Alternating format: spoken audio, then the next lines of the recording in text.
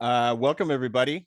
I am Jared Bly from the Critical Theory Workshop, and this event is going to be a discussion about the article, The Contradiction Between Use Value and Exchange Value, authored by Eli Portella and Larry Allen Busk.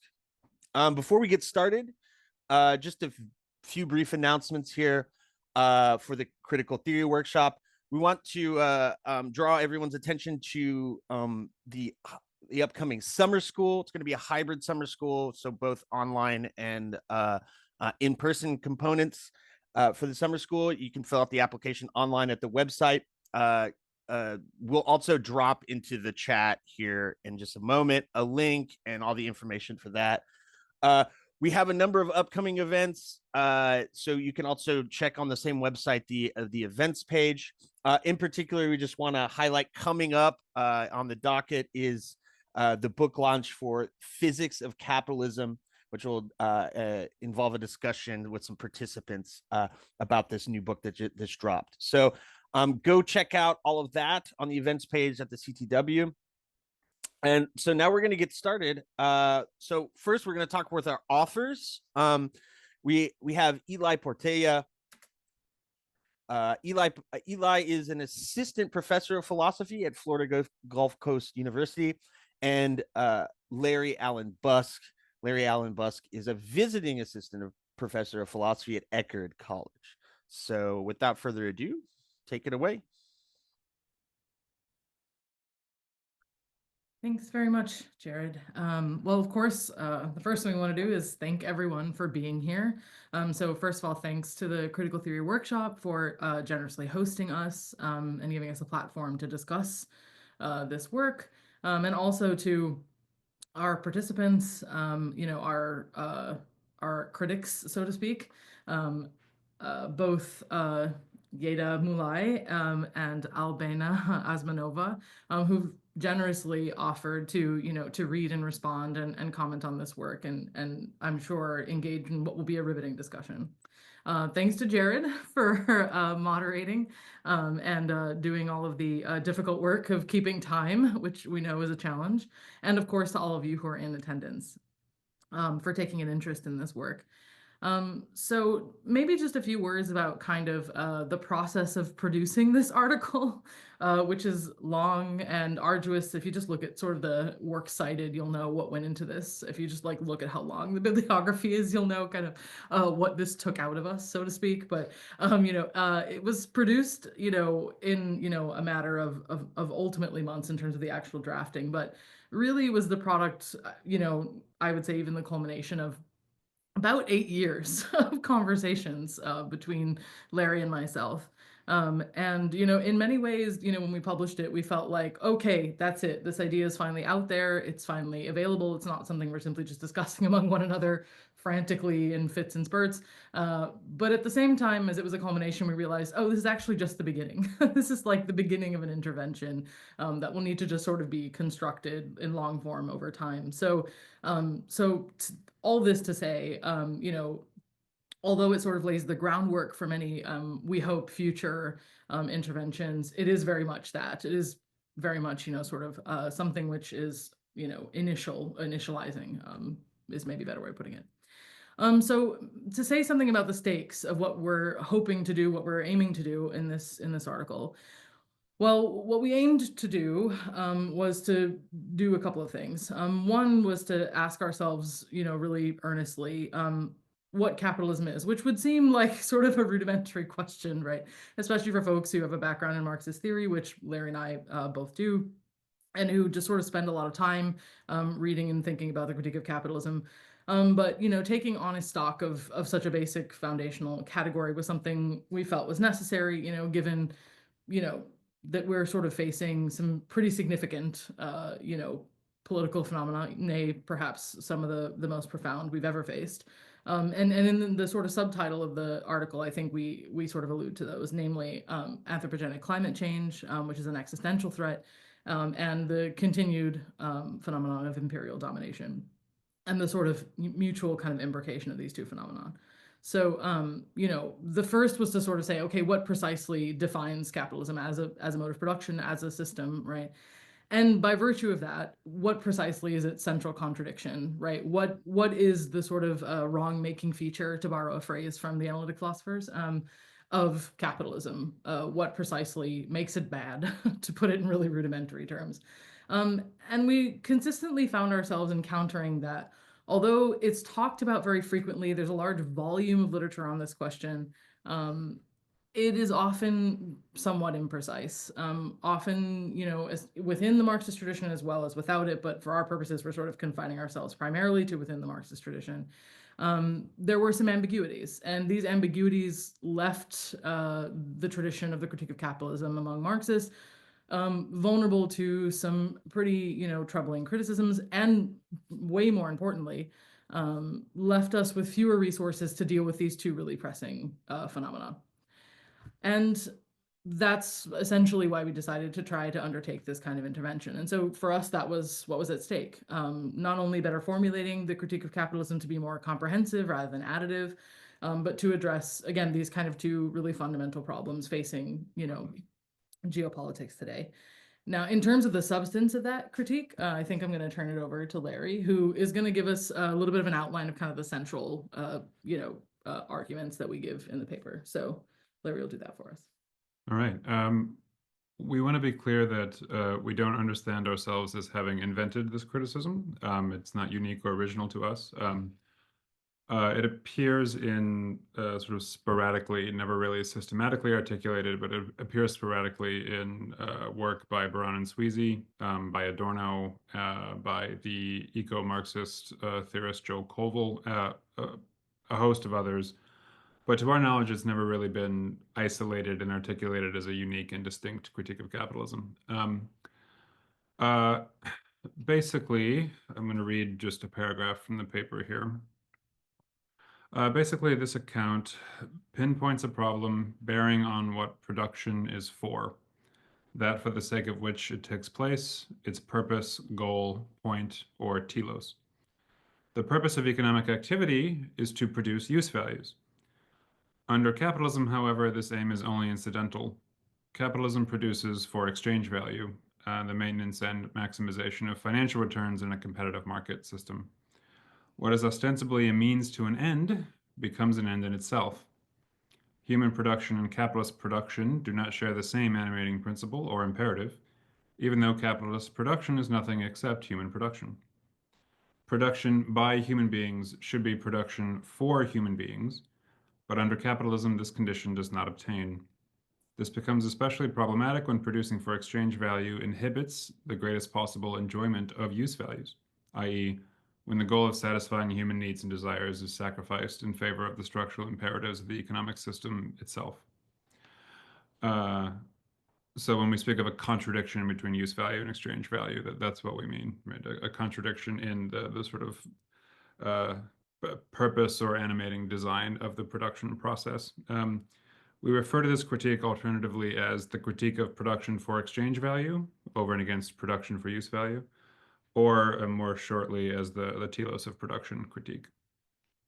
Much of this paper is a contrast between this approach to understanding and critiquing capitalism and what we call the exploitation exclusive critique, by which we understand the more sort of, if you like, textbook understanding of what a Marxist critique of capitalism is, which says the essential problem with capitalism is that workers are exploited, that workers do not get to keep the value that they produce through their labor or something like this. And we understand ourselves as not rejecting that idea, which we'll talk about more in a second, but not rejecting that idea, but very much relocating the central critique of capitalism in the concept of the telos of production and not in the category of exploitation. We do want to be emphatically clear, though, that we do not regard exploitation as false or as wrong or something like this. It's not as though we're denying the reality of exploitation or the severity of it or anything like that. Do you want to pick it back up there? Yeah, I do. I think, it could be, given that the sort of impetus for this paper was to kind of recalibrate the critique of capitalism toward the telos of production, And we very much do take that to be our central, intervention. Insofar as we think that the telos of production is kind of, I like, maybe a good analogy here is like to think of it as a regulative principle for the sort of other critiques.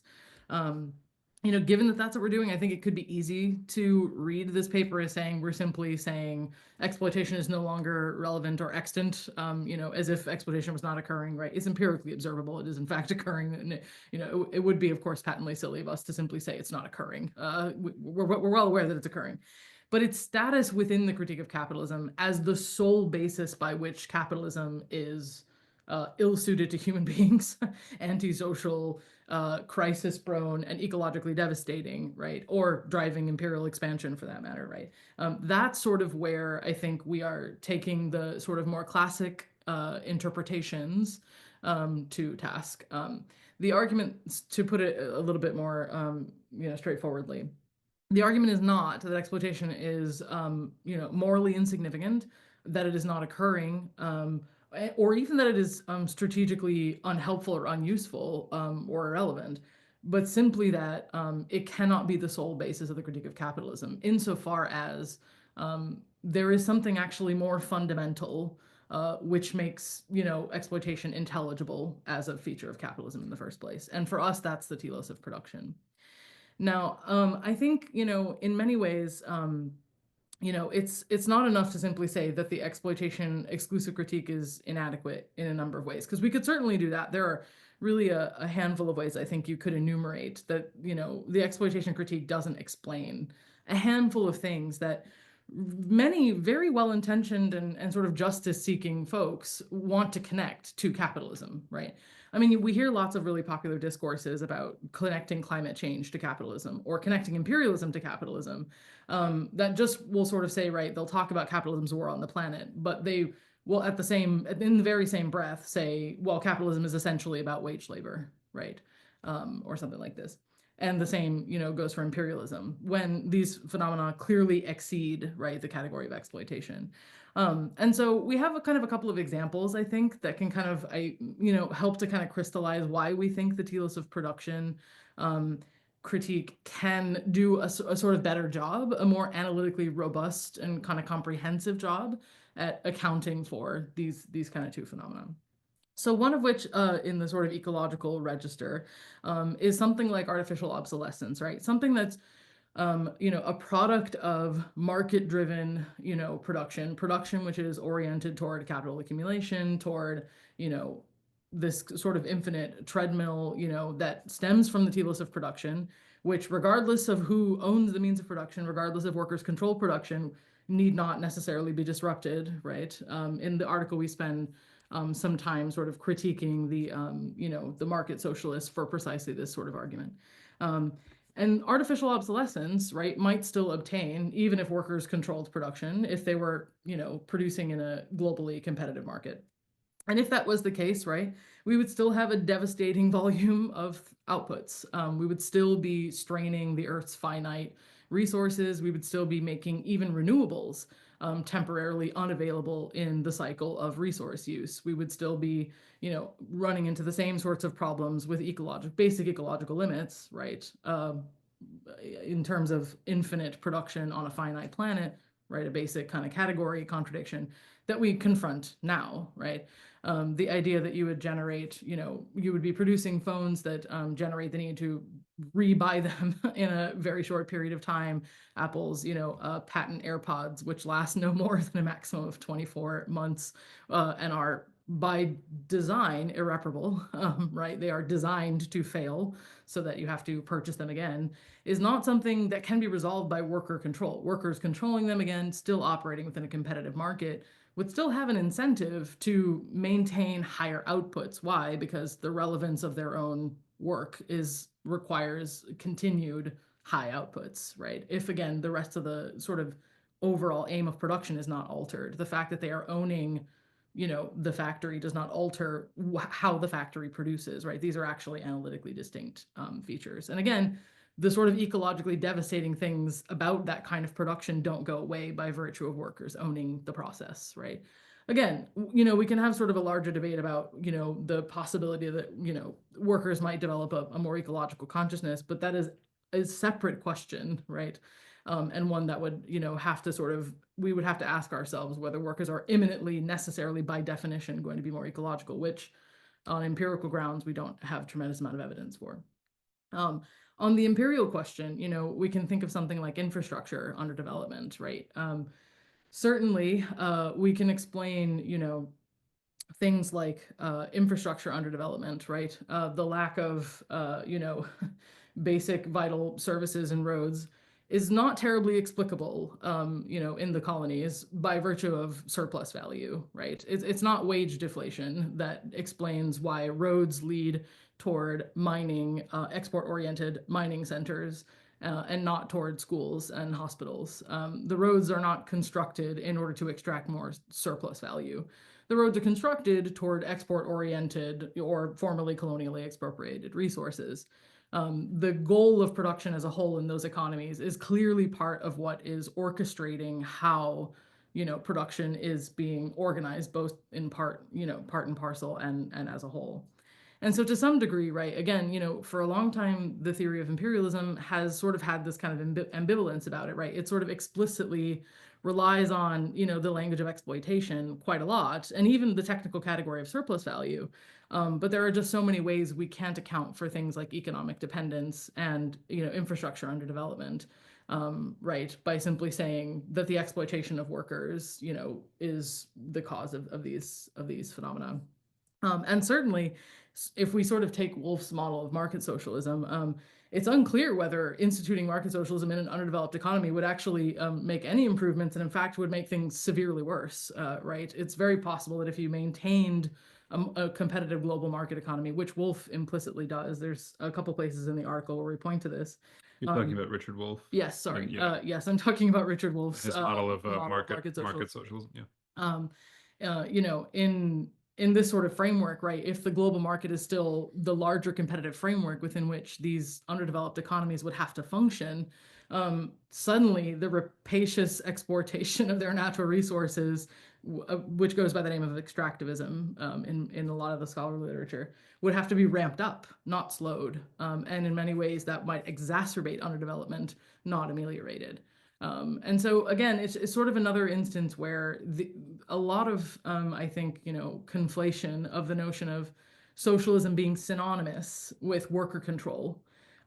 When you think about the problem of imperialism, or you think about the sort of challenges, that we confront vis-a-vis climate change, that becomes sort of an inadequate way of thinking about the project of socialism as just merely reducible to the question of worker control. At which point, we have to ask ourselves, well, then what kind of reorientation would be sufficient to address these phenomena, and to sort of build, an alternative. And I think in both these cases, it seems at least clear to us, that altering sort of the overall aim of production and ensuring that all productive processes and branches of production were properly attuned to sort of the correct kind of telos would, at least, sort of at an abstract level, right, ensure that none of these kinds of basic contradictions were constitutive parts of how the global economy functioned. I think we should probably hand it off. Yeah. All right, thank you very much. Moving right along here.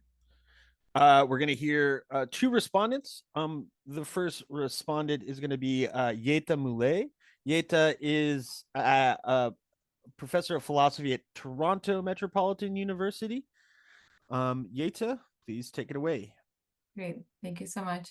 Hi, everyone. Thank you so much for the invitation. It's really a pleasure to be here, and it was a really good opportunity to read this paper and engage with it. So I'm really excited for the discussion. Okay, so let me begin.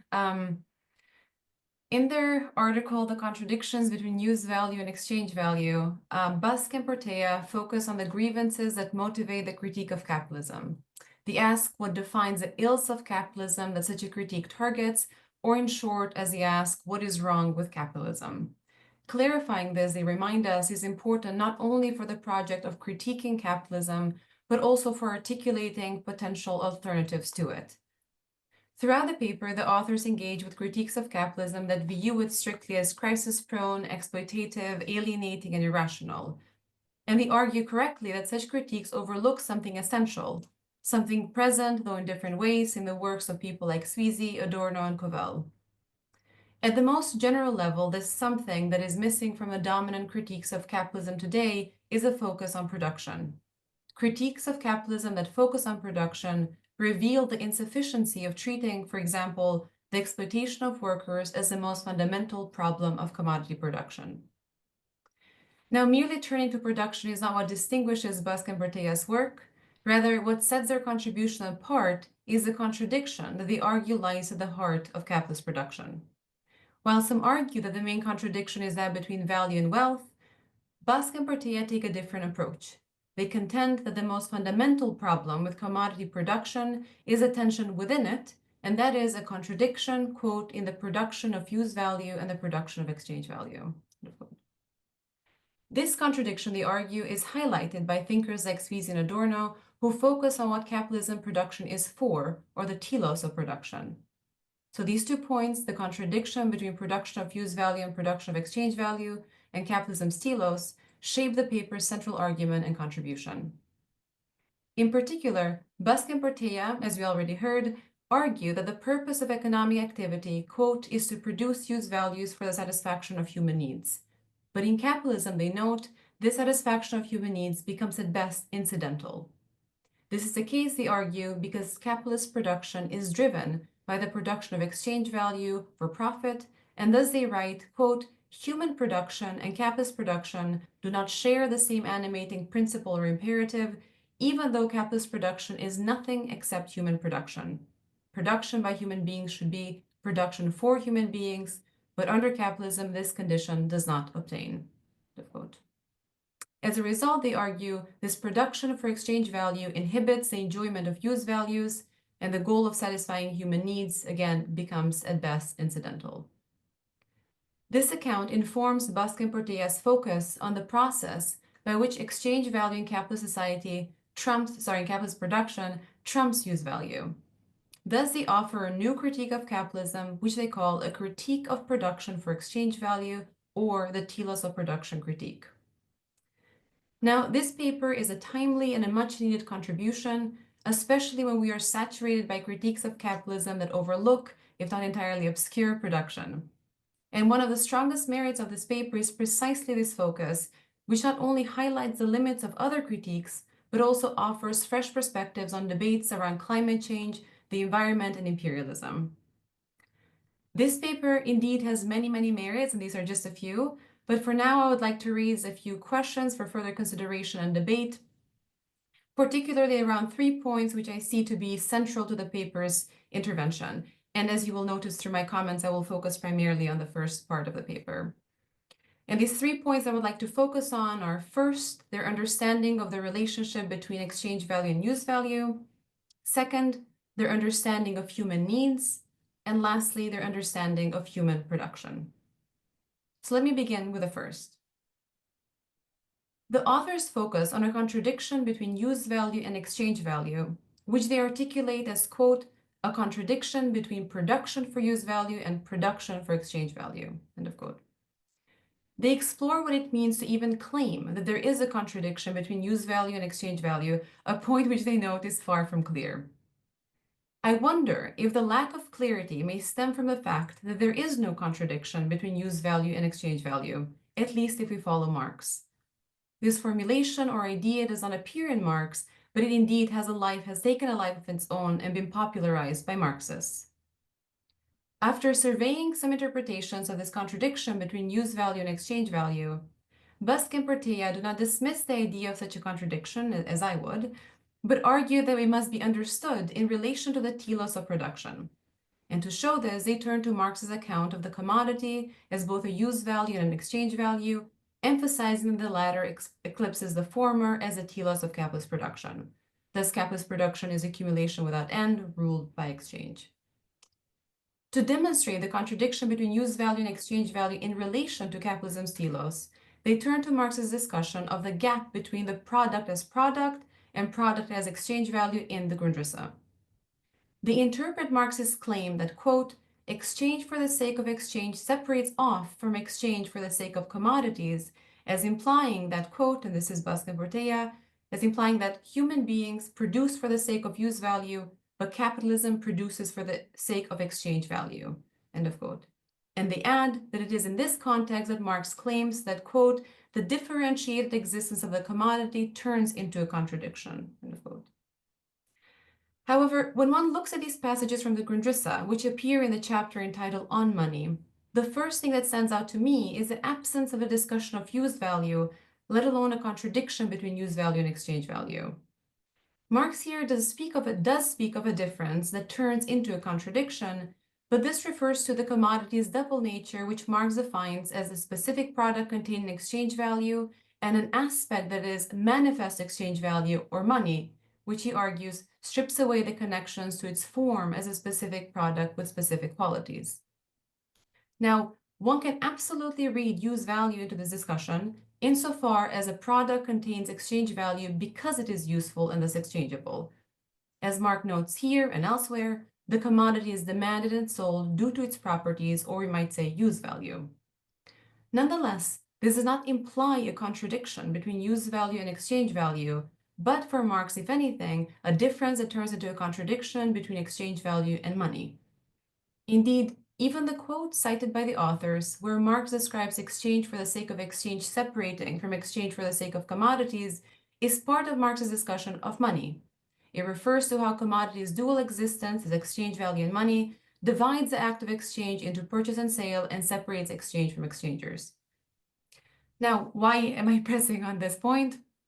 Because it seems to me decisive that there is no contradiction between use value and exchange value, and that such a contradiction does not appear in Capital and Grundrisse. Now, this is not merely a matter, I hope it's not merely a matter of how we interpret Marx, but whether or not it is justifiable to claim a contradiction between the production of use value and the production of exchange value in capitalism, as the authors do. Although Marx speaks of capitalist production as not driven by the satisfaction of needs, but accumulation of surplus, he does insist that capitalist production is nonetheless driven by the production of use values, for without use values, there can be no exchange value. Marx insists the utility or usefulness of a commodity allows for its sale, without which no exchange or profit would be possible. Moreover, there is no contradiction between, quote, production for use value and production for exchange value, because capitalism does not involve two modes of production. Thus, if the authors, as they assert early in the paper, aim to locate a contradiction within rather than between modes of production, this cannot be the contradiction that they seek.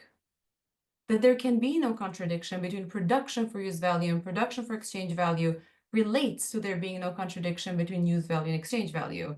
For as I stated, there are not two, but one mode of production, and that is production of commodities which contain two dimensions, use value and exchange value, where the latter cannot exist without the former. Thus, if the focus of our critique is commodity-producing society, then we must take seriously the commodity as both the use value and exchange value, or even more precisely, the fact that every commodity is a use value and hence can be an exchange value. Given this, I have to slightly disagree with Busk and Portella's claim that, quote, human beings produce for the sake of use value, but capitalism produces for the sake of exchange value, end of quote. First, we cannot posit, it seems to me, a transhistorical human being producing use value separately from exchange value, because the very distinction between use value and exchange value is a unity that belongs to commodity-producing society.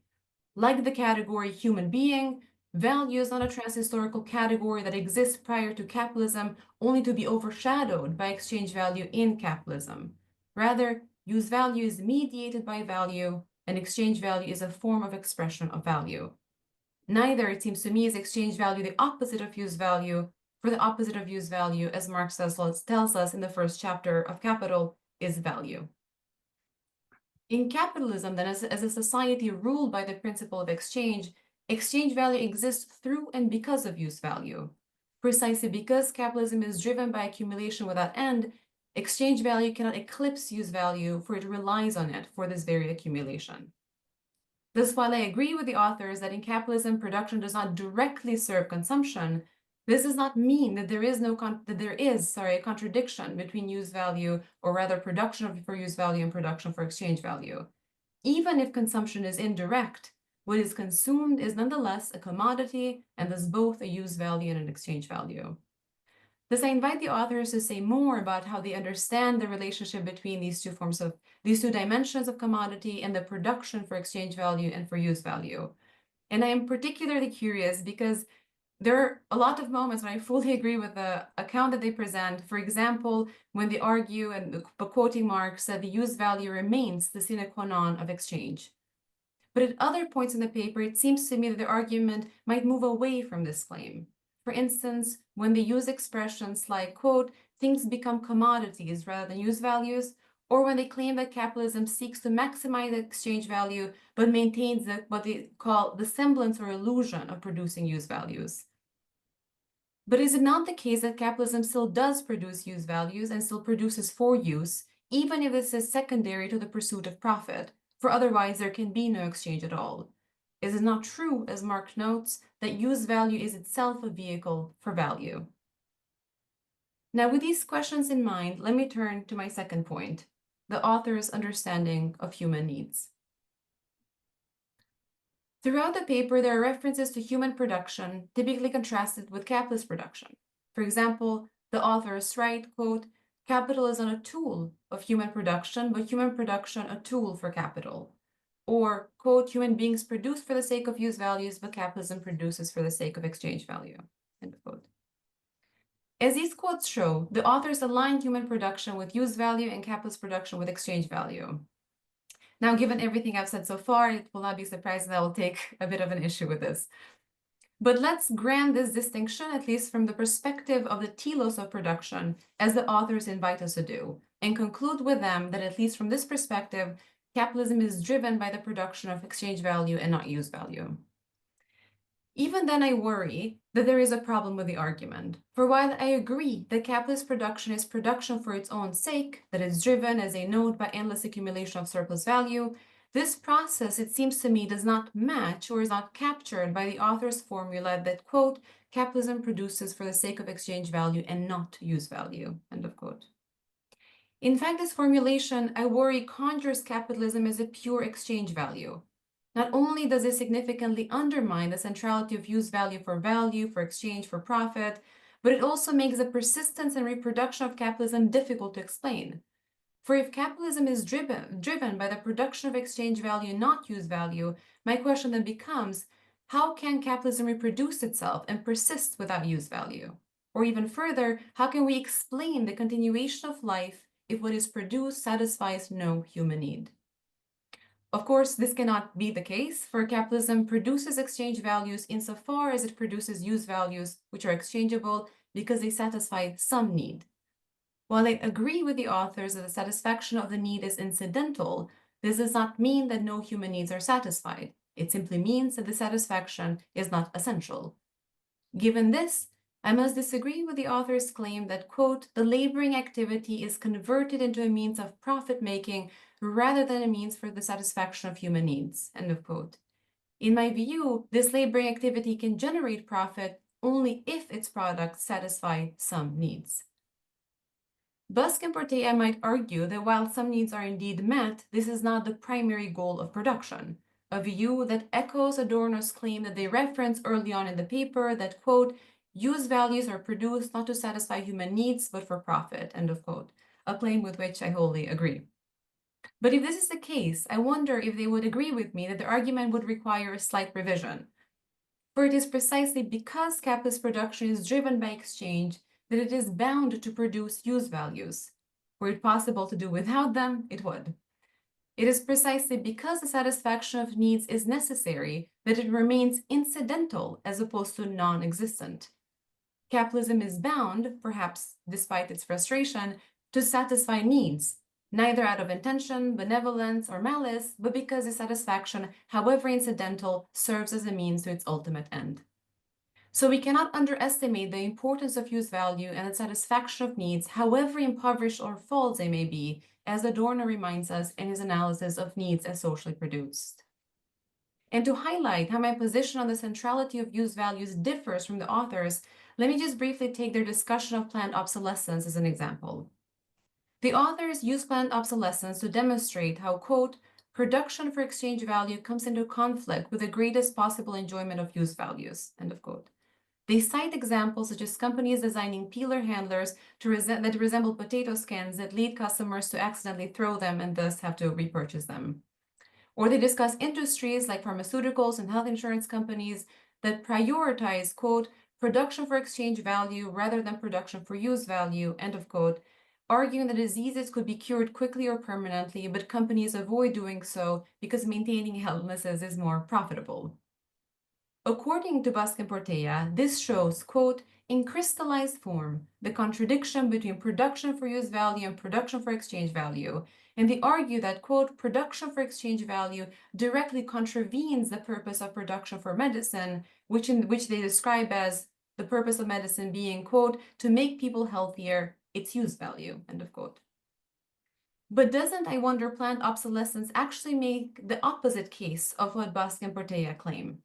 That is, doesn't it explain, don't these examples in a sense highlight the very dependence of exchange value on use value? On the one hand, it is the attributes and qualities of a peeler, i.e. the features of a commodity associated with use value, not exchange value, that companies exploit. On the other hand, these examples reveal that customers' need for use values is central to profit. To make profit, companies need customers, and to attract customers, they must offer commodities that meet some need in some shape or form. Whether it is a potato peeler or medicine that doesn't cure permanently, these commodities satisfy human needs, or else companies would have to make something else that does, lest they lose customers and with them profit. For as Marx claims in Capital, a thing can be a use value without being a value, and a thing can be useful without being a commodity. But to produce a commodity, we produce not only use values, but use values for others. What he calls social use values. To become a commodity, he writes, a product must be transferred to another for whom it will serve as a use value by means of exchange. Thus, I cannot agree then with Busk and Portella's argument that the central contradiction of capitalist production is that between use value, the production for use value and production for exchange value. Indeed, as far as these two categories are concerned, there is no contradiction. If no one would line up to buy commodities without use value, then perhaps, even in our desire to foreground a critique of capitalism's production for exchange value, it is this very exchange value that leads us to a deeper consideration of use value, a consideration that reveals that capitalism does cater to human needs, even if as collateral effect of its true aim. Now, to conclude, I will very briefly, just mention a point about human production and wrap it up. It is clear, as I mentioned, that there is a contrast between human production and capitalist production, where the first is aligned with use value and the latter with exchange value. This is in part driven by the author's desire to envision a non-capitalist society that they refer to as a use value society. And this society, they argue, would fulfill the purpose of economic activity, which they claim is to produce use values. While I'm sympathetic to the vision of an emancipated society, which they correctly call a truly human one, I wonder if it is not worth distinguishing between what production is as a human activity and what it ought to be. In other words, we might want to say, as Busk and Portella do, that production should be production for use values by humans for humans. But this does not imply that, quote, human production is production for use values, in contrast to capitalist society, where, as they say, this condition does not obtain, end of quote. To be very brief, I worry that this might present a transhistorical account of human beings and human activity. In this case, production. If we critique capitalist production by positing the true aim of human production, are we not critiquing capitalism from the perspective of human beings? My concern is that this may risk aligning Busk and Portella with the exploitation critique of capitalism that they challenge. For don't we end up arguing that the true telos of human production is thwarted under capitalism, where humans are compelled to produce exchange values rather than use values, and that an emancipated society would liberate these telos, realizing a society where humans produce use values freely. In this case, we do not transcend capitalism on a higher basis, but realize what is present in a stifled form within it, if not worse still, go back to a natural condition that capitalism prevents. So I will stop here, and I very much look forward to your comments. All right. Thank you very much, Jeta. Moving right along, we have Albena Azmanova. Albena, if you want to take it away. Yes. Yes, hello. I'm Albena Azmanova.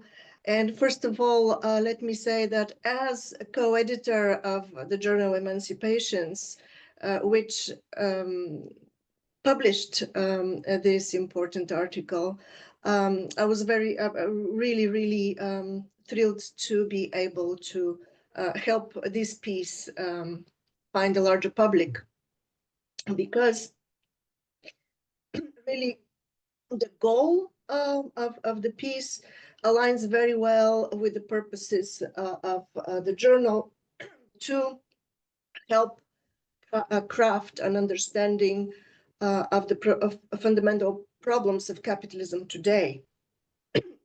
And this is the driving motivation of Larry Busk and Eli Portella, as they state in the article itself. So they urge us to focus on what production is for, or the telos of a production, the animating principle, which, just to revert to the original Marxian language, this is simply what Marx called the profit motive, the motivation of production in the first place in terms of realization of profit. So both as whether profit is realized or not, what's important is that production is motivated by the pursuit of profit. I have similarly argued in my critiques of capitalism, lately in my Capitalism on Edge book, that we need to focus on this systemic dynamic of competitive pursuit of profit and see how it plays out in contemporary capitalism. Because, as Portella and Busk also state, eliminating exploitation does not by itself eliminate the productive motive. Moreover, the dynamics of exploitation and capital-labor conflict does not help us understand the roots, the causes of the environmental trauma. So my first remark concerns the move they make to position this form of critique of capitalism not directly on the profit motive, but rather on what they describe as a conflict between use value and exchange value. So very close to Jeta's argument, but let me rephrase it in a different way. So where my dissatisfaction comes from. So I'm troubled, first of all, with the proposal to understand capitalism first and foremost as a system which is dedicated to exchange value, but also to focus on this dichotomy, to make this dichotomy between use value and exchange value conceptually central. Because something is lost by that move. And what is lost is the great Marxian insight that human needs are invariably socially determined. So the social determination and the social nature of needs that commodities satisfy, which is very important in any critique of capitalism. So let me clarify. They're two kind of, I'm dissatisfied both with the way use value figures in this critique and the way exchange value figures. So on the side of use value, there is some tendency of essentialization of use value, of obscuring the social nature of needs.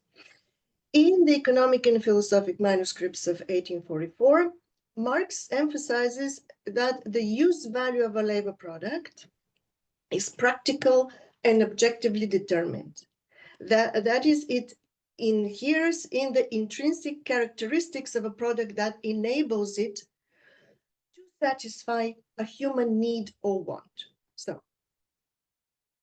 the use value helps a product to satisfy human need. It cannot be equated with the human need.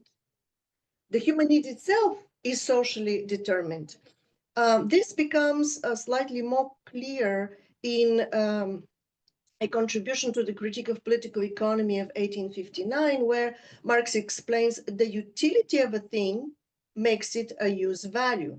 So use value, as Marx writes, is an aspect of the commodity that coincides with the physical, palpable existence of the commodity, I'm quoting.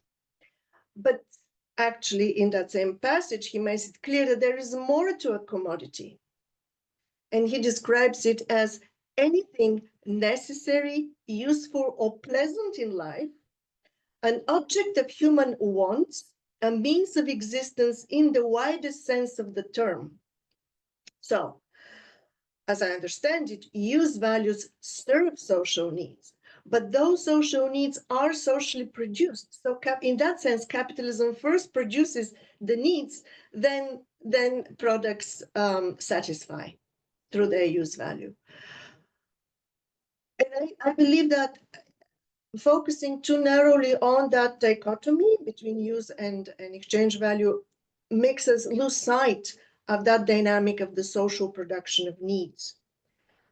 On the side of exchange value, the notion of exchange value, what I find is obscured there is that one can generate surplus not only through the pursuit of profit. So any reasonably run economy can produce surplus, understood as, you know, the totality of goods and services that exceeds the costs of that production. Otherwise, we'll be simply wasting resources.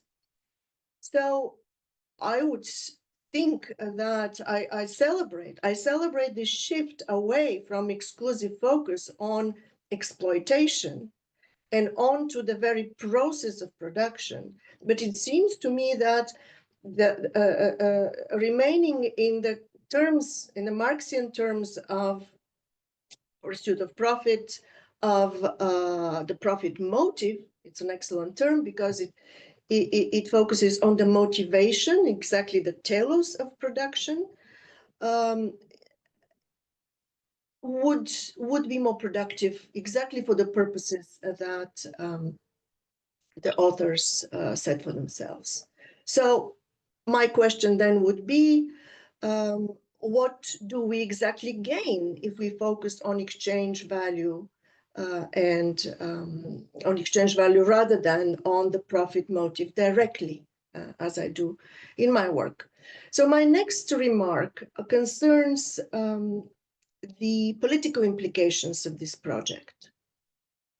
So the authors advise a shift from labor as a class defined in reference of its non-ownership of the means of production, right? In Marxian analysis, the class structure emerges in relation to the two groups of people vis-a-vis the means of production. So they say we need to refocus from this to the production, to the process of laboring. So from labor as a class to labor as a process. Relevant to this perspective are passages in Marx where he speaks, for instance, that the capitalist ruthlessly forces the human race, not just the labor class, the wage labor as a class, but the human race to produce for production's sake.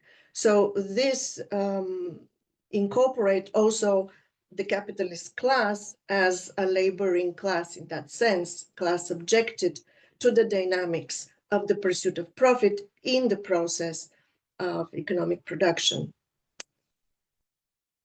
So far, our perspectives of critiques converge. So when I focus on the intensified profit motive in contemporary global integrated capitalism, I have this leads me to identify ubiquitous precarity and not just inequality or exploitation as what is wrong with capitalism, as harm to which are subjected also the capitalist class. But in contrast, and this is where we diverge, you define the troubles of capitalism as producing for exchange value, which inhibits the greatest possible enjoyment of use value. When the goal of satisfying human needs and desires is sacrificed in favor of the structural imperatives of the economic system. For me, this is the trouble with the precarious multitude, not the trouble with the incapacity to produce and consume genuine use value. So when I try to find out how does the issue with the revolutionary class or the class struggle stands, there you seem to be shifting the very language from the language of production, of labor as a process of production, to labor as a class. So there is kind of a shift in categories.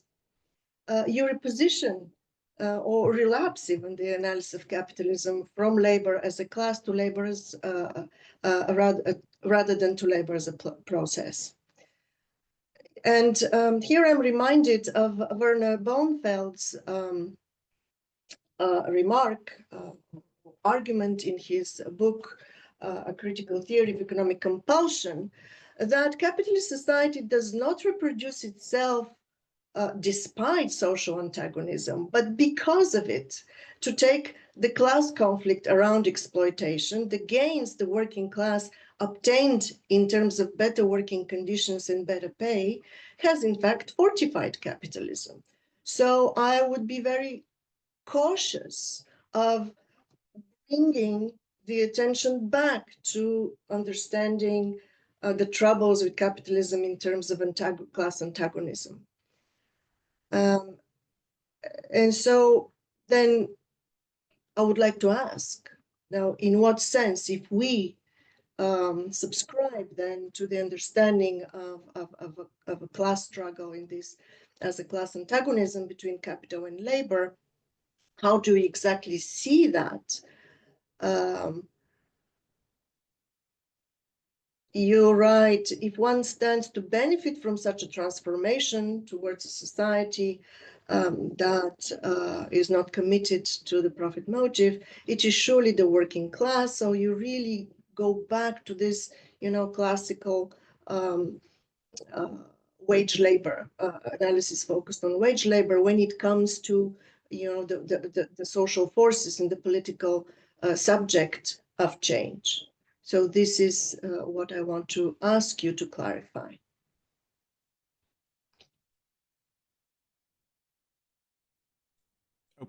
All right. If we're finished, thank you very much, Albena. We'll be moving along now to some responses from our authors here. So Eli, Larry, take it away. Yeah, thank you both so much. I want to just start with some of Jeta's comments. I want to say, first of all, that we sort of make clear in the second section of the paper that we never intend to sort of ascribe this position to Marx. The sort of point of this paper is not to say, well, we've discovered what Marx really meant. We don't necessarily need to get into this today, but I think we've both arrived at the position that Marx is ambivalent and his work is unfinished.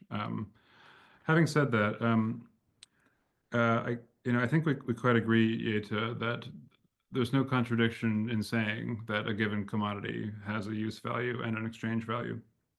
However, we do think that there is a contradiction insofar as in a society that wanted to produce for the enjoyment, the maximum possible enjoyment of use values, that society would make a refrigerator that lasts as long as possible, because I'm going to get more enjoyment out of the use value of that refrigerator if I can keep it for the longest period of time and have it operate maximally, right? Doing what I want it to do, which is keep my food cold, right? But under capitalism, they intentionally produce refrigerators to break early. Why? Because then they have to make another one and sell you another one, which keeps the turnover going, right? So in that case, I think we can see an instance of, okay, because we are producing on a market basis, producing for exchange value, we are undermining, directly contravening, directly going against the way you would produce and distribute things if your goal was the maximum possible enjoyment of use values. Of course, in a sort of incidental way, sometimes capitalism satisfies needs, but it does not satisfy needs anywhere near to the extent that it could, both in qualitative and quantitative terms, if it shifted its telos of production away from production for exchange value and toward production for use value. This point about, you know, if someone could make a longer lasting refrigerator that people would buy, oh, then that person would corner the market. That, I think, is a straightforwardly, almost sort of naive apologist way of looking at it. It completely elides the realities of barriers to entry in marketplaces, totally elides the reality of oligopolistic control over production and distribution, also totally elides the reality of the constraints on effective demand, i.e. A refrigerator that lasted much longer would probably cost much more, and I can't afford that because I'm poor, right? So on and so forth. I think you can see this contradiction most evidently, and you know, at this point, the idea that, well, capitalism does satisfy needs, even if that's not its point, right? You can see that most evidently in the fact that the way we are producing and consuming things now is systematically undermining the ecological preconditions for organized human life. You know, the reason why the rapid decarbonization of our economy is so difficult is because it is very, very bad from the point of view of market returns and production for exchange value. And so what we're looking at, if you look at the ecological crisis, is every day, you know, we make it harder for anyone to realize any kind of use value whatsoever in the future, because we are currently producing not for the long-term sustainable maintenance of use values, but for what the market needs, what the market requires. And, you know, for reasons we touch on in the paper, and we could go on all day about, right, what the market wants is not what the planet wants. But at the same time, you know, when we're talking about the market, we're not talking about anything supernatural. We're talking about a thing human beings do. And so a thing human beings do is undermining their ability to do that. And if that's not a contradiction, I don't know what is. On this note, actually, I want to pass the ball to Eli here in a minute. But just very quickly on this point about whether use values or needs are transhistorical or something like this. I spent a lot of time reading about the water crisis and how our current relations of production and exchange and market mechanisms are making it such that the world is rapidly running out of fresh water, of potable fresh water. Now, I don't think it's the case that prior to capitalism, water had no use value. I think it did. It has all manner of use values, one of which is to drink, right? People before capitalism drank water. I don't think that need is socially constituted. I don't think it's historically constituted. If we want to say, well, it wasn't a use value, it was just a use. Okay, that's a semantic question. We're just talking about different things at that point. What production for exchange value is doing is every day undermining our ability to enjoy the use of water, right? And again, I don't know about you, but I enjoy drinking water, and I don't think it's a socially constituted need. I think it's a bodily, biological need, right? So at this point about, you know, needs are historical, use values are historical, I think it is a very severe sort of misdirection, because of course my need for a refrigerator is not ahistorical and absolute. I'm aware of that, right? But certain needs are ahistorical, which is to say that they're transhistorical, right? And certain needs are not socially constituted. But regardless, right? Whether or not the need for a refrigerator is transhistorical, it's still something nice that I like, and I would like to keep using. And I live in a society which is not really interested in making sure that I keep using it. It's interested in making sure I have to keep buying more refrigerators. Right? Let me pass it on to Eli on that note. Yeah, yeah, thanks again. You've given us a lot to think about. I mean, it's helpful to sort of see others, what sort of others pick up on. You know, these are the sorts of things that when you're writing, you can't, it's a problem of other minds, you know, you can't possibly know what other people are going to be concerned with until you hear them talk about it. So thanks for that. Yeah, I mean, I echo sort of what Larry has said so far in terms of the contradiction. I'm convinced it is in fact a contradiction, but maybe sort of a broader kind of philosophical point that I saw sort of continuity between Jeta, your remarks, and you know, there was a bit of it as well in Albena's, and this was about this sort of question of the transhistorical needs and the sort of natural needs and their social mediation, their constitution being social and so on. And you know, actually, I'm like, wow, I'm being transported to my dissertation again because this is what my dissertation work was about. And I mean, so to be fair, you know, it seems as though and if I'm incorrect at any point, please simply point out, oh, that's not what I meant, you know. But it seems as though for you all, you know, this was a critical point. You were like, oh, well, it seems like you're positing this kind of transhistorical human production, and this is like problematic. We absolutely are. It's just unproblematic for us. It's not problematic to me in any way whatsoever that human beings have in fact engaged in self-conscious, purposive, you know, material activity to reproduce their lives. This is what we call labor, right? In a socially metabolic way, a term derived from Marx and, you know, in the ecological Marxist tradition, engaged with nature in a mutually sort of reciprocal, you know, fashion, oriented toward utility, which again, for semantic purposes, I'm happy to use the word use value for that, you know, it's fine if that's the word is not suitable for you. And so in that sense, you know, yeah, there is in my mind absolutely a continuity, you know, in human production throughout, you know, the species, as it were. I mean, I think Marx, being a 19th century human being as well, living in the era of you know, the development of the theory of evolution, various other things, you know, without having to sort of capitulate to a crass positivism, which I don't think we're obligated to do, we can also acknowledge that, you know, I'm of accord with Larry that the Marxiological points matter less to me than the truth value of what's being said. Although, of course, interpreting Marx, you know, can certainly be mutually inclusive of those kinds of things. But it seems to me that, yeah, this criticism, you know, I think I would sort of feel maybe more compelled by it if I felt as though the criticism were coming from, you know, a place that suggested that we were saying, you know, there's no mediation of those needs. Of course, the needs are mediated. If it's a question of simply saying, well, how they're met by what processes and so on is mediated. Well, of course, that's true. In fact, that's the subject of the entire paper, right? We're precisely saying that at this, you know, historical juncture, the telos of production being exchanged is a sort of distortive and highly destructive and nay, antisocial and anti-human mediation of human production, right? It is a sort of antithetical mediation of human production as not human anymore, right? That's precisely what's being said. As opposed to saying, yes, you know, other kinds of human production, perhaps they weren't, you know, the best we could do. Certainly not, right? Fetal production is not drastically better. I'm not going to suggest that it is, which is something we discuss a bit in the paper. But at the same time, you know, the sort of malice of capitalist production, its perniciousness is also not comparable to the inefficiencies and other, you know, other sort of problematic elements of fetal production, class question sort of aside. And so I think, yeah, you know, unless we want to sort of go in the direction of justifying this kind of radically historicist view wherein, you know, all things have to be, you know, totally,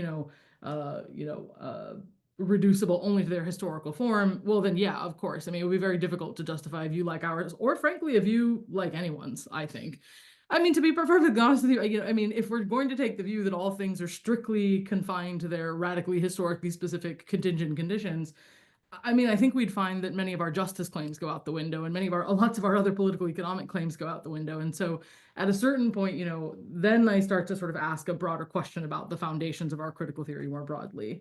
I think I would need to hear more about that to sort of be compelled, and if you have more to say, that's cool. I'm happy to hear it, but yeah, maybe I'll just leave you the opportunity to say more if you'd like to, if there's time, unless Larry wants to respond to another point, which I believe Larry might actually. I mean, do we want to just briefly touch on the sort of more political implications that? I'm happy to do that. I just wanted to be sure that if I was misunderstanding anyone, I wanted to be sure that I wasn't, mischaracterizing a view. But if we want to just move on to the next response, I can. Yeah. Yeah. Just keep going, bro. Yeah. Okay. Then we will. Do you want to pick up on Sure. the strategic element, or? Yeah, I think I could do that. Sure. So yeah, I think regarding maybe to move on to kind of the more specific point made by Albena. So I think this is an interesting question. This question you raised about sort of the role of exploitation and class struggle in the account. And to be fair, this is something we had to struggle with a lot. It's just to be perfectly transparent, this is a very well entrenched piece of orthodoxy, and it's something that if you sort of were raised on Marxist theory, which and raised is a strong word, of course I wasn't imbibing it as an infant or anything, but as an adult, as a scholar who's trained this way, it's something that it's a reflex. You just learn that capitalism is the exploitation of workers. It is the contradiction between capital and labor. So to be fair, the scope of this paper doesn't always allow for us to explain these things as well as we'd like, and so we're grateful for the opportunity to do more. I think there's a couple of things we can say. So I actually think that there is room to talk about class struggle within our framework, and I do not think that it is tantamount to sort of reinstalling the exploitation exclusive critique. And here I think is why we think that. So a couple of things. So I think that if we're sort of saying, well, the critique of the telos of production as being exchange value, right? Necessarily, sort of suggests, okay, well, that means that use values, right, have been forsaken. I think it probably stands to reason, and maybe folks don't agree, that's all right, that a substantial, portion of the population being deprived of use values or being given at least extremely, right, arduous and increasingly immiserated access to those use values is likely going to have a vested interest, right, in sort of reorienting production on the whole. Now, of course, instantaneously, my first reflex, because I'm also trained in critical theory, and Larry has a similar background, is to say, well, certainly, but alas, the working class is perhaps not the working class that we imagine when we have this description, and certainly not the working class that Marx imagined, right, when he writes about, the sort of struggle to overthrow capitalism. And of course, we've had sort of a handful of decades of theorizing problems like ideology and false consciousness to contend with the fact that the working class is ill-suited. Never mind, perhaps, your question about whether or not it's a necessary agent, which I'll get to in a second, to be sort of the agent of this sort of transformation. So I think there's a couple of things here. So one thing is that, this is still an analysis which is ultimately situated at the site of production. That is still ultimately what we are doing. And if that is the case, I think in many ways the argument, at least some of the more rigorous arguments for class struggle as a strategic approach, come from the fact that production is the site of the greatest political leverage in capitalist, in the capitalist mode of production. In which case, it stands to reason that this is still going to be a place of great strategic leverage. And therefore, class struggle still, stands as sort of an immense instrument, right? If your goal is, to put it bluntly, the seizure of state power and, the reorientation of the economy toward a centrally, rationally planned economy with a telos of production, which is exchange value, which I think toward the end of the paper we gesture is what we would consider a positive upshot, or roughly something like this. A positive You mean use upshot. value? Excuse me, use value. Pardon me, I misspoke. The telos of production being use value, apologies. If that is sort of your desired outcome, one has to ask, okay, well, what tools do I have available to me in order to achieve this? like practically, what tools do I have available to me? The tools are in fact quite limited, as you might imagine. They're limited, especially if you live in a big advanced industrial capitalist state like the United States or the UK or something. And class struggle, it seems from a strategic standpoint, is still that leverage point that hasn't actually changed in tactical terms. Now, of course, I raised this point a moment ago, and this is something that Larry and I talk about pretty extensively. Again, if the question we're asking is, well, all right, but the working class is not presently in the condition to achieve that project, right? The working class is, either ill-organized, or if organized around the wrong things, or presently, having, all kinds of sort of misapprehensions about what the right thing ought to be and so on. Well, then this sort of becomes, I think, a problem of, evaluating, how to best, improve the strategy. A good analogy here would be, cutting a carrot or something, chopping a carrot. If I have to chop a carrot, I ask myself, what's the best tool for the job? Well, a knife. Cutting it with a spoon would be highly inefficient. I probably wouldn't want to use a spoon. Now, if the knife is dull, in this case, the knife is the working class. For those of you who might have missed my weird carrot analogy, I'm doing my best. Chopping a carrot, right? I need a knife, but the knife is dull. I can't thereby simply discard the knife. And I clearly have to have a discussion about what it would take to sharpen the knife. What should I use, a whetstone? What options are there for sharpening the knife? But strategically, right, the best thing to cut the carrot would in fact be still the knife, even if I have to do some work to making the knife better. Now, what I use the carrot for, what kind of soup is made, and all these other questions, that is a larger question for this kind of telos of production argument, I think. We could still very much be asking, okay, maybe class struggle is the means by which something is achieved, but what is achieved is still a question of discussion. I still think at a strategic level, class struggle can still play a tactical role if this, hopefully this distinction makes some kind of sense. And again, just to kind of clarify, it's not clear to me that has to be exclusive to wage labor. Albena, I think at some point when you were discussing, it seemed like you were suggesting we were talking about wage labor predominantly. I'm not really sure that has to be the case. I think the working class doesn't have to be constituted by any means exclusively by wage labor. It could also be other kinds of labor control. The wage labor wasn't foremost in my mind exclusively, but or other forms of dispossession. Even other forms of dispossession don't involve, even if they don't involve wages per se. But so I think for us the question is, it's sort of tactical. It's still sort of tactically viable, even if the sort of ultimate aim achieved by class struggle has to be modified. Does this sort of make some degree of sense, I hope? And just adding on to what you're saying, like, the people for whom the contradiction between production for use value, production for exchange value is a problem are going to be those who are systematically dispossessed of use values. Right. And so insofar as like they are, first, if no other reason than sociological reasons, more inclined to want to challenge a system like that, as opposed to the people whose material well-being is secure. Assuming the knife is sharp, of course. Which of course does not exactly map on to the distinction between those who own and control the means of production and those who have nothing to sell but their labor, but mostly does. But yeah, maybe we should toss it back to or Jeta or Albena and see what they. Yeah, and so we want to maybe allow Albena and Jeta some time to respond here. Cool. Okay. Shall I go first in the reverse order of presentation? That works for you, yes. Okay, I then, in order to really locate or clarify the place of class struggle in this analysis, we need to clarify who are the classes, because the class struggle presupposes fault lines. So where do we cut the fault lines?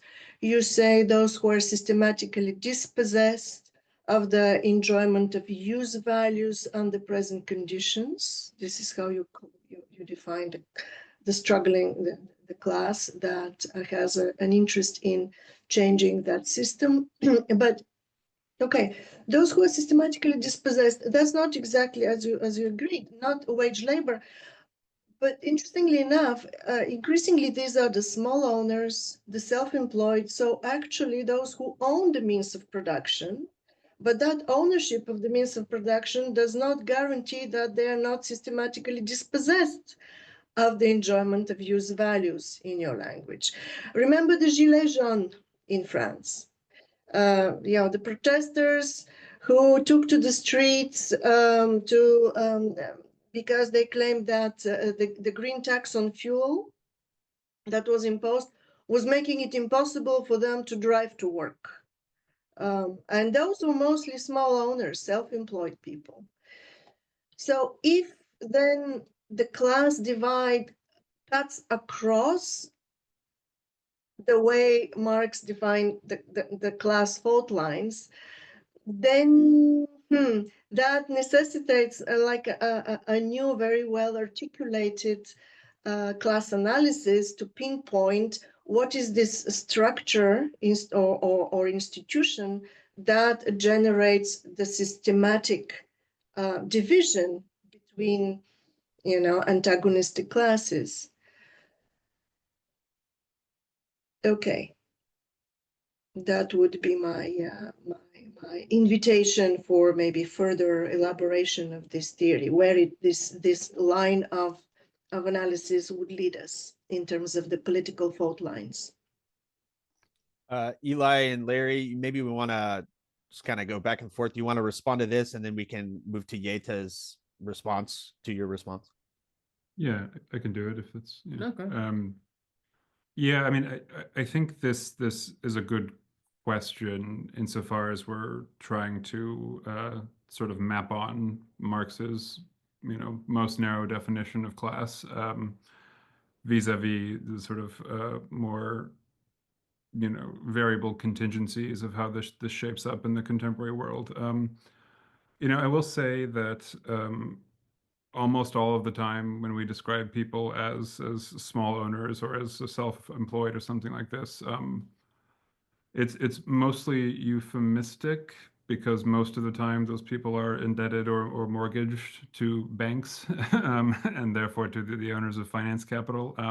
So even if I technically own my business or my home, actually the bank owns it, something like this. Of course, there are exceptions and things like this, but yeah, I think it's a good question to ask, but it still seems to me that, again, for the purposes of just sort of defining who is a member of the working class and who isn't, Marx's definition works most of the time. And then when it doesn't, you can still point to things like, okay, I own a small business, but I am totally and utterly dependent upon my participation in the market. And if I don't sell X numbers of whatever I'm selling, then I go out of business, and I'm constantly worrying about that, as opposed to, someone who owns a large stake in BlackRock or Berkshire Hathaway or something like this, for whom that is simply not the case.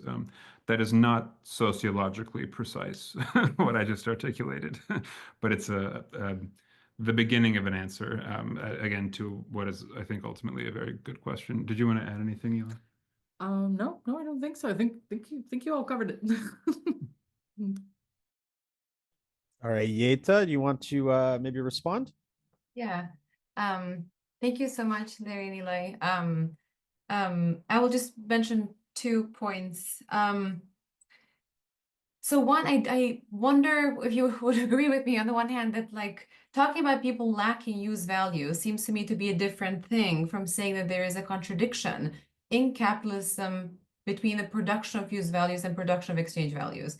I can talk about people lacking use values all day, right, without talking about this contradiction, right? In fact, I cannot think of a single author that speaks of the main contradiction of capitalist production that would not be able to account for the fact that people lack use value. So those seem to me to be 2 separate things. And the worry that I have with the claim about the contradiction between production of use values and production of exchange values is that it makes it seem like there's 2 forms of production, as opposed to commodity production produces commodities that have 2 dimensions.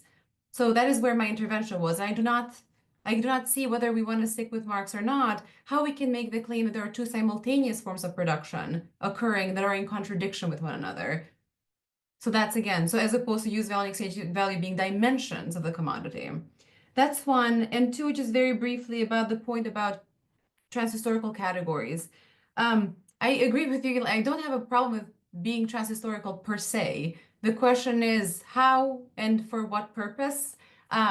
Marx does, I think, use transhistorical categories or abstract categories like labor. However, the moment in which we want to give any meat to that, it becomes historical, right? So he might say something which is transhistorical, like in all forms of society, human beings have produced to reproduce themselves. That doesn't tell you anything about whether it's capitalist or feudal or whatever. So the moment now that you want to give specificity to the form of society and form of production, you can no longer be transhistorical. And so the reason why I bring this question of the transhistorical categories to you is because your paper is motivated by the question, what is the main contradiction in the capitalist mode of production? And if that's the question that we're asking, then that's when I think the using transhistorical categories becomes problematic, because the task of the paper is to find the main contradiction in a historically specific form of production. So that's what motivated the kind of the question about the historical versus transhistorical. Do you want to I take think one or two, or? I can respond to both, but if you have something to say that you would like to say, then you should. Yeah. I don't know. Maybe we could just sort of fill in this one. I mean, so on the question of a contradiction, Yeah, I think you should it wouldn't, I don't think that we would talk about a contradiction if we operated under a mode of production that was intending to produce for use values for the satisfaction of needs, wants, and desires. But for whatever reason, there was some lack, right? There was a famine, there was a drought, there was a big storm that knocked out all of our crops or something like this. And so we're lacking use values. I don't think that would be a contradiction. That would just be a sort of unfortunate incident, right? Whoops, we don't have enough stuff for everyone to consume what they want. Okay, that's bad, right? Let's lament that. I think we're talking about a contradiction when you have a organized and sort of socially intentional way of orienting your society such that you could, medicine is a great example, right? We talk about this memo that Goldman Sachs sent a pharmaceutical company that it was investing in. And they asked, you're pouring all this research into curing people, but if you cure people, then they won't have any need for your medicine. And we have to worry about people continuing to buy our medicine. So it's actually not a good idea to cure people. I think that's a contradiction in the sort of production of pharmaceuticals insofar as the purpose of medicine is ostensibly to make people as healthy as they can be. But because under this system, we have to keep producing and selling regardless of whether there's any actual need for our product or not. Technologically and scientifically, we could eliminate the need for our product and make people's lives better, but we have an interest in not doing that. So the purpose of what we're doing, i.e. making medicine to make people better, is directly contravened, right? The exact aim is undermined by this necessity that we have to produce for the market. It's precisely a contradiction because it's not a question of, okay, sometimes we produce for use values and sometimes we produce for exchange values.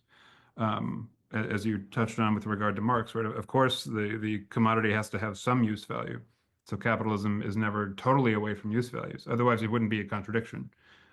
What makes it a contradiction is that it's simultaneously supposed to do one thing and then also supposed to do this other thing, which is in direct conflict or tension with the first thing. Yeah, I pass the ball. Yeah, I think in terms of the specifically like the like conceptualizing the contradiction, that's sort of how I would put it. I mean, yeah, it's I think I'm starting to sort of get clearer on your concern, Jeta, with like the idea that there are two different kinds of production happening. I don't think that's how we were thinking about it. I think we're thinking of it as, yeah, the imminent logic of capitalist production is that the sort of, the motor is for exchange, and only thereby does it take interest in use values. And this is just, it is precisely because the categories are trying to coexist that it presents a contradiction. It wouldn't be they're sort of, do you know what I mean? Their antagonistic character would not be intelligible if they were not attempting to coexist. If you know what I mean, it wouldn't be a contradiction. It requires the two categories. It's like kind of in the it's sort of defining in that way. So that sort of makes sense to me. That formulation makes sense to me. Yeah, to sort of speak a little bit to your second point, about about this sort of transhistorical question, to come back to that a bit. Yeah, you said a few things, but I feel like there's just maybe a longer conversation I want to have with you about that. But to sort of respond to something you said specifically, you were saying, something to the effect of, and again, if I'm misquoting you, just interrupt me and be like, oh well, I actually said the following. For you, it seemed like, well, what we're trying to do is, sort of determine what the contradiction, central contradiction of capitalist production is, and sort of and in order to do that, right, it seems like what we're doing is contrasting that with a sort of conception of transhistorical human production, and that's sort of problematic, right? And I'm sort of failing to see why it's problematic, because capitalist production is a form of human production.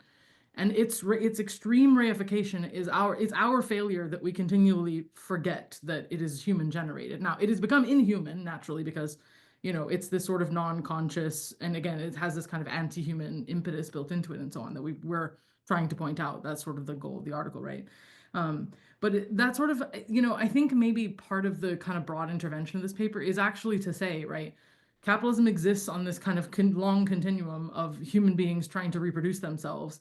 And it is this, horrific aberration, right, of this thing that looks like production. It looks like human production, but it's actually just 3 exchange values in a trench coat, right? It's not actually human production anymore. It is not what you or I could properly call human production, in the sense that it takes place not for the sake of human beings, but for the sake of the valorization of value, or, for capital accumulation. It is and it isn't. It both is and is not. It is the human production, which is not one, to like steal a title of a book I don't otherwise really appreciate. But and what I also think is kind of important to say is that to reiterate something I said before, but maybe clarify it, and so maybe that will like help situate kind of what we're trying to do.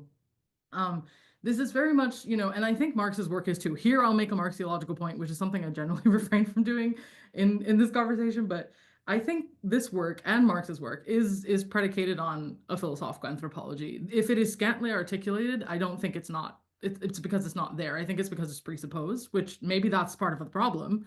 Around the discussion of Marx's work, it certainly is a problem, absolutely. But I think if any critique of capitalism presupposes some conception of what human production is like outside of capitalism. I mean, how could we critique capital? This kind of radically immanent style of critique. That certainly there are some who have tried to popularize it. Very recent critical theory has taken this turn of really radical internalist kind of immanent critiques of capitalism. That's something that we've come up against quite a bit. The idea that we should have no foundations external to capitalism itself in this way.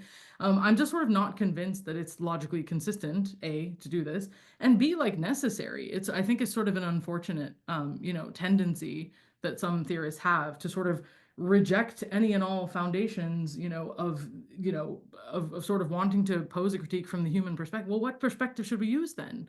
The goal of the critique is to, present an alternative for a society which is more human. Is that not what, I mean, to put it bluntly, is that not what socialism is for? I mean, what that for the sake of which is perhaps what we're, the whole intervention is precisely to sort of have a conversation about that. And so for me to counter, and I think for Larry, I'm hoping I'm speaking for the both of us, but, just to be safe, I think, it's worth sort of articulating that it seems a good strategy, in my view, to say, yeah, we absolutely are saying there's, at least if only a skeletal, and, formal, kind of way of talking about a transhistorical form of human production. And I think use value is a pretty formalistic, it's lean enough to where it's not loaded in the ways that, some kind of, maybe some philosophical anthropologies are that we might find problematic, looking at cases like Hobbes or something like this. that we can use to counterpose and ground a critique of capitalist production as inhuman, and therefore, right, as the tools of production being fundamentally opposed to what production is, which is for human ends, right? I'm hoping maybe that clarifies why, like, we feel comfortable doing this, but I'm not sure that it will allay your concerns, but I hope it at least clarifies why maybe we feel compelled to do it this way. Yeah, that's my hope. Cool. This is great.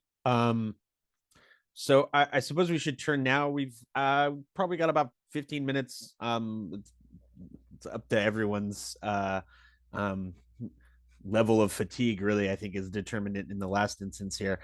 But yeah, we can open it up to the people in the audience if you want to. There's already a question that I'll field here from one of our participants.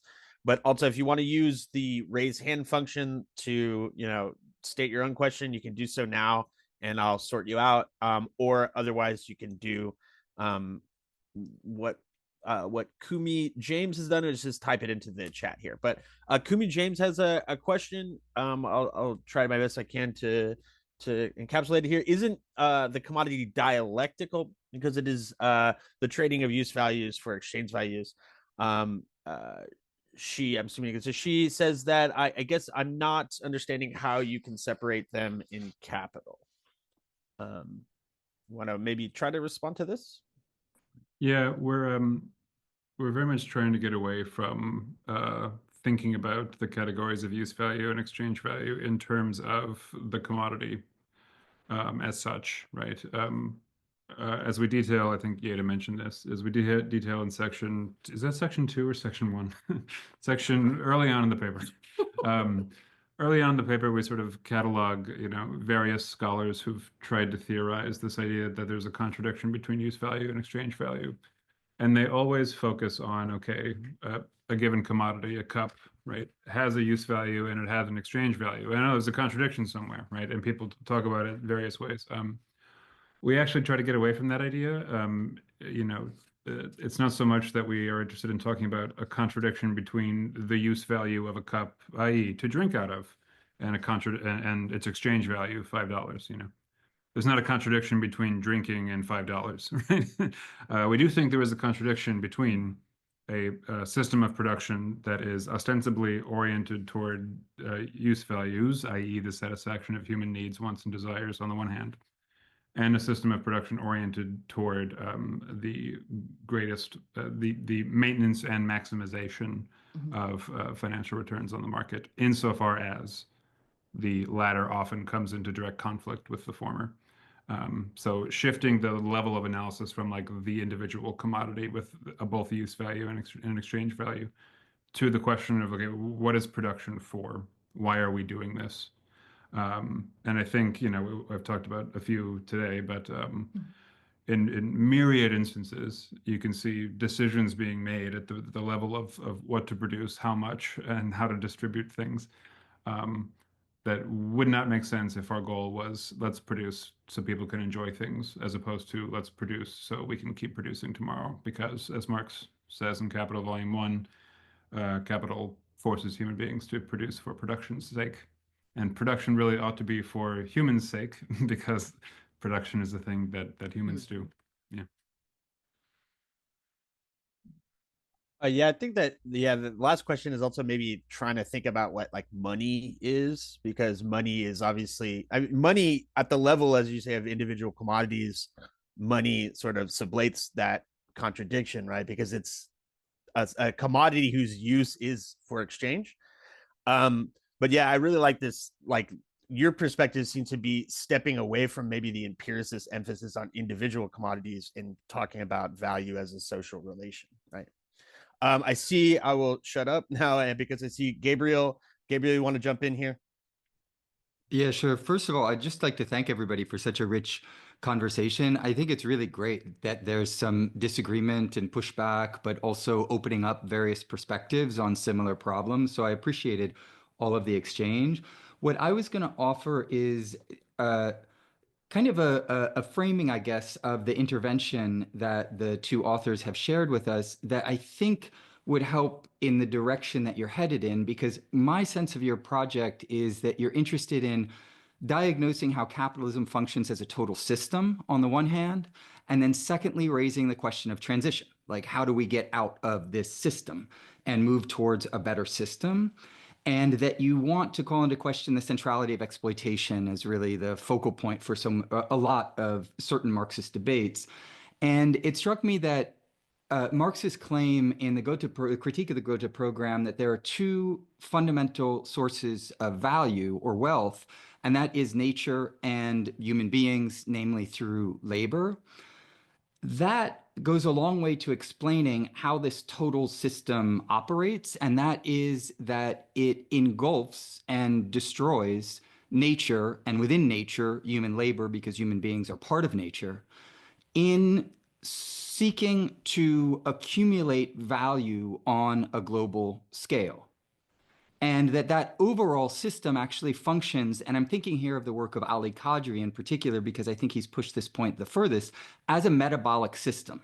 And it strikes me that that's part of what you're diagnosing, that we can't just talk about labor struggles and exploitation. We have to see capitalism as a total metabolic system that is destroying not only workers, but the conditions of possibility of life on planet Earth. That's how the system operates. The way that he theorizes it, Qadri, is that it is ultimately a system of waste. It wastes nature and human life with nature, with its orientation towards the accumulation of value on a global scale, meaning that it is fundamentally an imperialist system. And therefore, the transition away from that needs to be the struggle for an alternative system that doesn't waste nature and human life with the goal of accumulation. And so I bring this up less as a kind of bibliographical reference and more so as a way of bringing to the fore what I see as the strengths of your project, which is really thinking the totality of a metabolic social system and how it functions, and then what it would mean to overcome that system. So it's maybe more of a comment than anything else, but I appreciated everyone's interventions, and if you want to react, then feel free. Yeah, we also have one more question in the chat. Jared, maybe we have time. I can quickly speak to Gabriel's point, and then Eli can answer the question in the chat.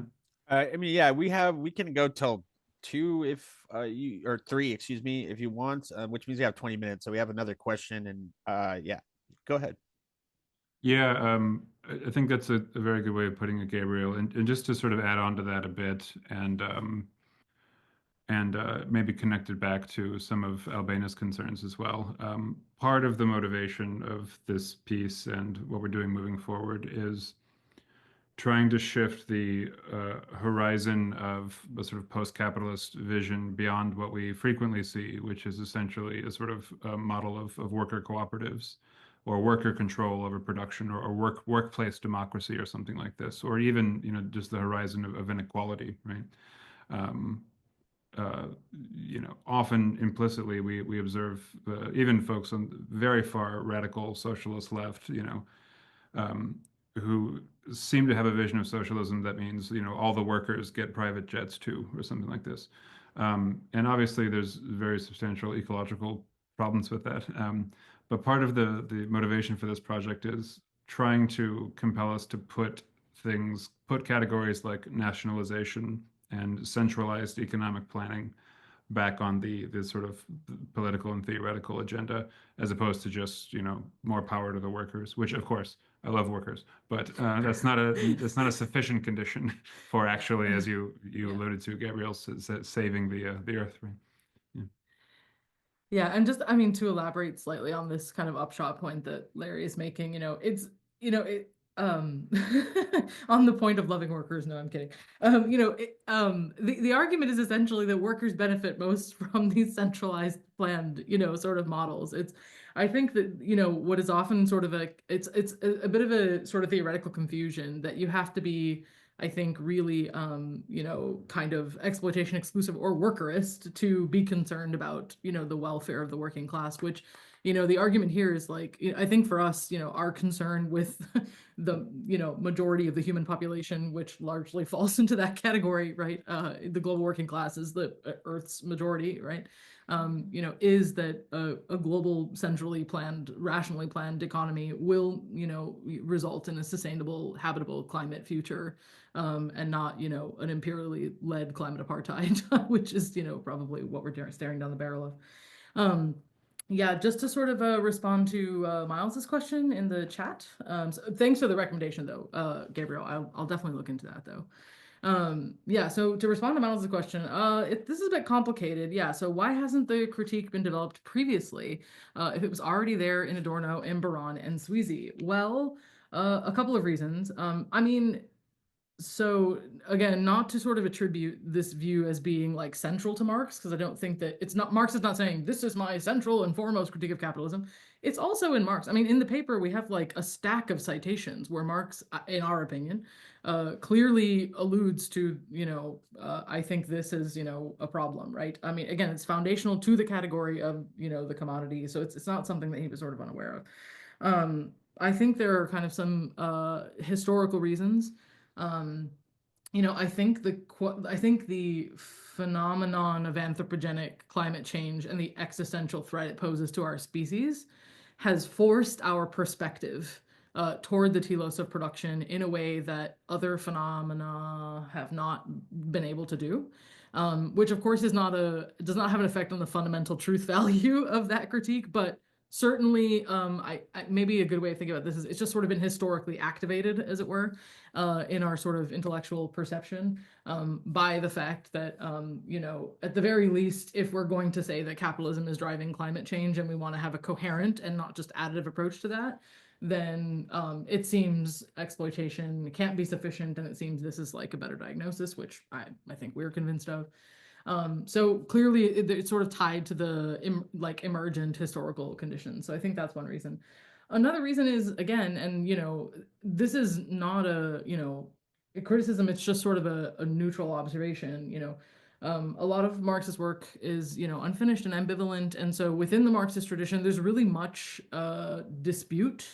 And there are lots of debates in political economy, especially in the Anglophone world. Analytical Marxism in particular, I think, is really responsible in many ways for consolidating the exclusivity of this, because actually there are a number of critiques in the Marxist.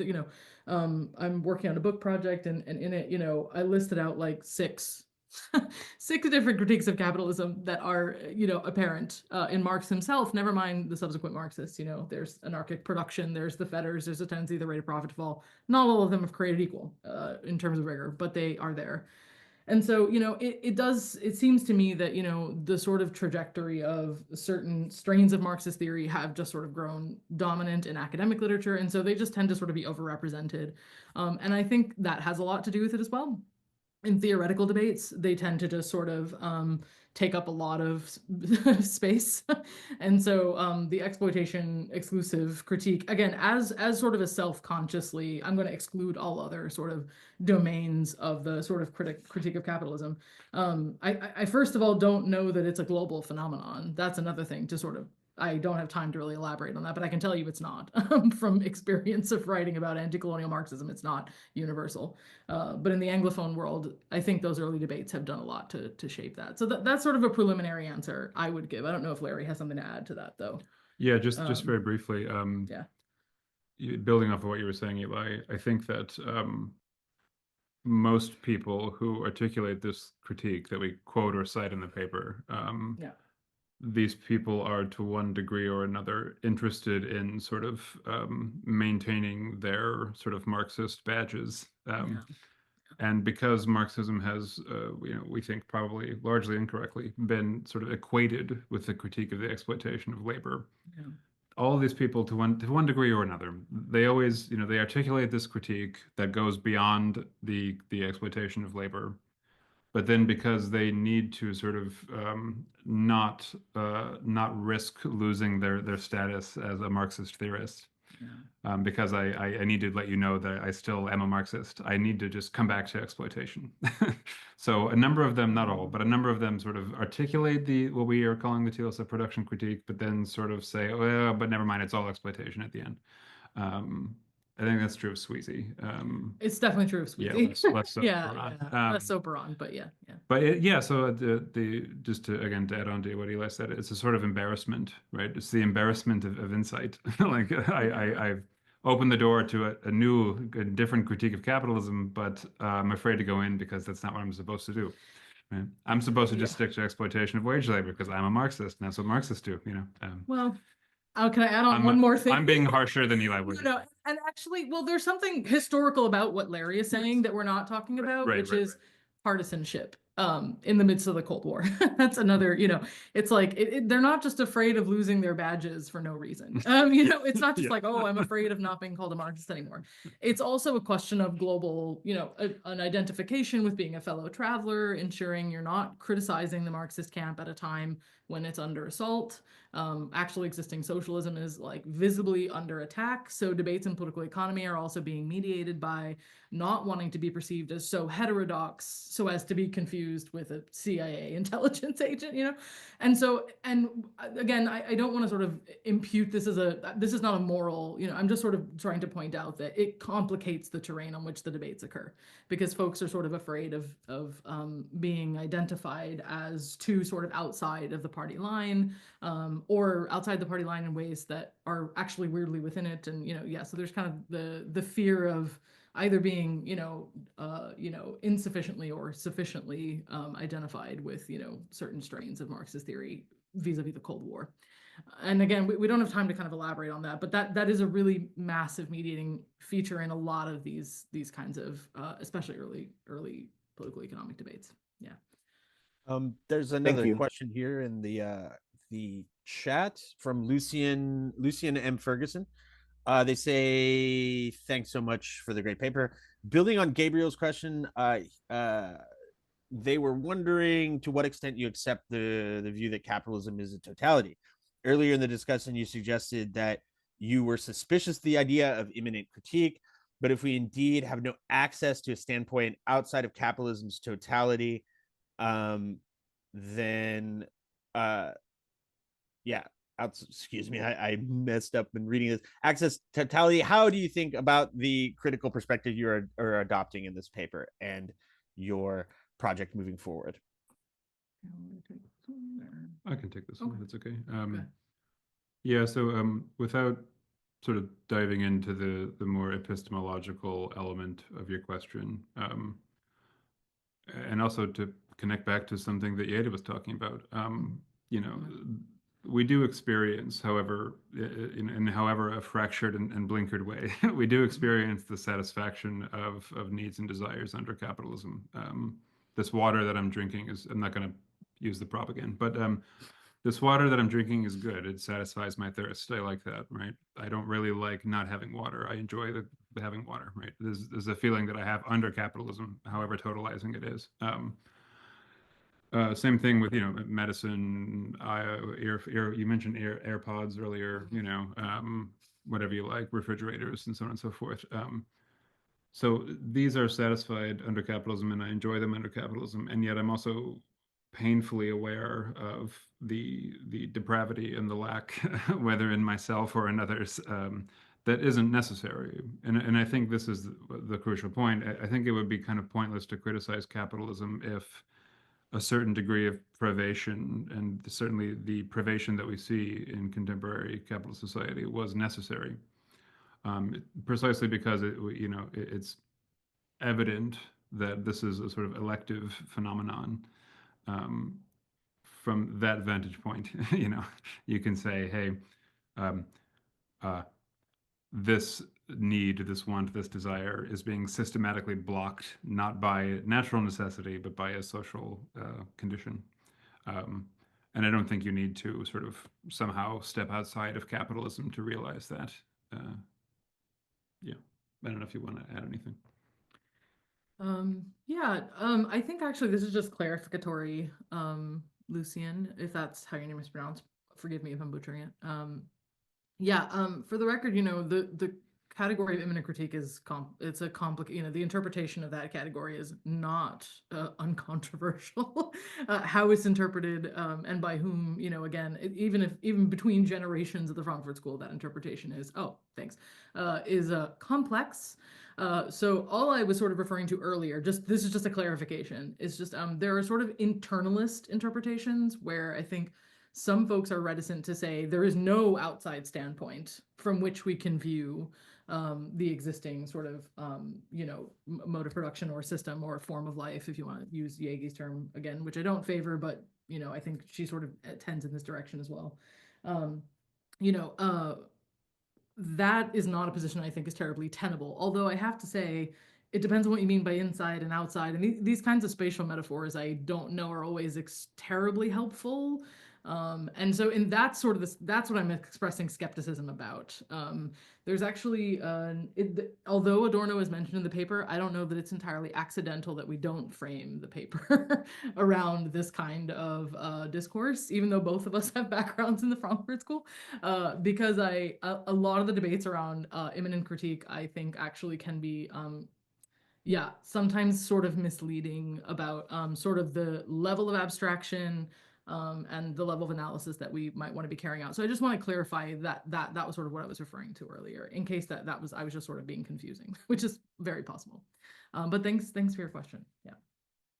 Before we sign off, we should just sort of mention what Albena has dropped in the comments here. Albena, do you want to just sort of In your Yes, words. yes. I think this debate shaped up very well. And if all the participants send us your comments, I'm proposing that we do a round of this as published in the next issue of Emancipations. It's coming in March. So I can collect all the comments of members of the public here and do some sort of not a book review, but an article debate. Yeah, I think that would be very nice. and then So perhaps we could everybody's invited to send me your comments. I will forward them to the two authors and we'll integrate them in a larger published piece. Well, thank you, Albena. That's a wonderful idea, and it's a really great opportunity. So we appreciate it. Thank you. Yeah. I don't know if we really plugged this enough earlier, but Emancipations is a fantastic journal publishing. Truly. So Yeah. not just our piece, So but just other. submit to Emancipations more broadly. That's just good advice. Broadly. Yeah, it's Our doing like the very worst. well indeed. Mhm. Well, Gabrielle, thank you for hosting this. Yes, thank you, And Gabriel. Jared. If I don't know, we have like 5 minutes. Do we feel like we've reached the extent of our capacity here? Again, if we do have additional questions, let's just go ahead and I'm going to call it, and we can sign off here in a moment. But especially in light of what Albena just said, if we have additional questions, maybe put them in the comments, and we can gather those up. And then, thank you everyone for coming. Thank you to our authors here, Eli and Larry, and thank you to Albena and Jeta for supplying this critical commentary. And yeah, everyone have a nice Saturday, and thank you. Thanks, everyone. Bye. Jared. Bye. Have a good weekend. Thank you.